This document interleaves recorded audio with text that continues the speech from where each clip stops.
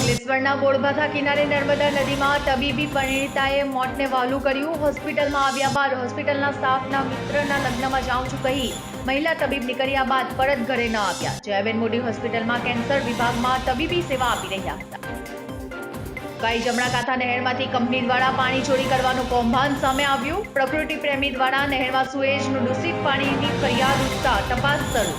GPCB Ukai જમણા કાંઠા નહેર વિભાગ નોટિફાઈડ અને ડીજીવીસીએલની ટીમે તપાસ શરૂ કરી. સિમેન્ટ ઉદ્યોગ સાથે સંકળાયેલ કંપની દ્વારા પાણીની પાઇપ નાખી ખેંચવામાં આવ્યું પાણી. ઝઘડિયાના પાણેથા ગામના ખેડૂતે કરી મરચાની ખેતી, ₹5 લાખનો નફો મેળવ્યો. ઝઘડિયા તાલુકા પાણેથા ગામમાં પ્રગતિશીલ ખેડૂતે 3 વીઘામાં મરચાની સફળ ખેતી કરી. ભરૂચ જિલ્લામાં છૂટાછવાયા સ્થળોએ વરસાદ થવાની શક્યતા. હવામાન વિભાગની આગાહીને અનુલક્ષીને ખેડૂતોએ પાકના રક્ષણ માટે ઉચિત પગલાં લેવા તંત્ર દ્વારા અનુરોધ. આગામી 20મી મે સુધી વિવિધ તાલુકામાં વરસાદ પડવાની સંભાવના.